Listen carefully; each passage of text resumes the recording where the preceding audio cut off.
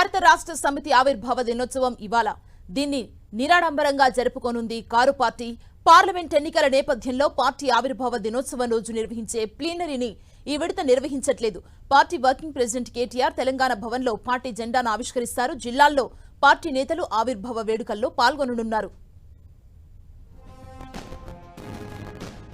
గులాబీ పార్టీకి 23 ఏళ్లు.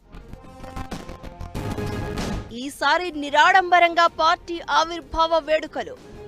తెలంగాణ రాష్ట్ర సాధన లక్ష్యంగా ఏర్పాటైన భారత రాష్ట్ర సమితి పార్టీ ఆవిర్భవించి 23 ఏళ్లవుతుంది.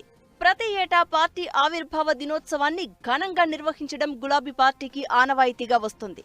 కానీ వివిధ కారణాలతో 3 ఏళ్లుగా పార్టీ ఆవిర్భావ దినోత్సవం రోజు ప్లీనరీని నిర్వహించలేకపోతుంది గులాబీ పార్టీ. ఈసారి కూడా ప్లీనరీ నిర్వహణపై ఎన్నికల కోడ్ ప్రభావం పడింది. పార్లమెంటు ఎన్నికల కోడ్ కారణంగా ప్లీనరీ నిర్వహణకు పార్టీ బ్రేక్ వేయాల్సి వచ్చింది. 2019లో కూడా పార్లమెంటు ఎన్నికల కోడ్తో ప్లీనరీని నిర్వహించలేకపోయింది. ఆ తర్వాత కరోనా ప్రభావంతో వరుసగా 2 ఏళ్లు ప్లీనరీ నిర్వహించడం సాధ్యం కాలేదు. ప్రతి ఏటా ప్లీనరీ పేరుతో ప్రతినిధుల సభ, తర్వాత బహిరంగ సభను నిర్వహించే ఆనవాయితీ ఉన్నా 3 ఏళ్లుగా వివిధ కారణాలతో సాధ్యం కావడం లేదు.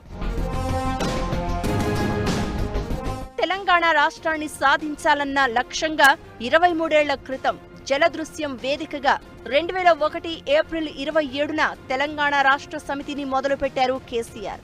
అప్పట్నుంచి గులాబీ పార్టీగా తెలంగాణ ప్రజల మధ్య నిరంతరం ఉండే విధంగా కేసీఆర్ కార్యాచరణ అమలు చేస్తూ వచ్చారు.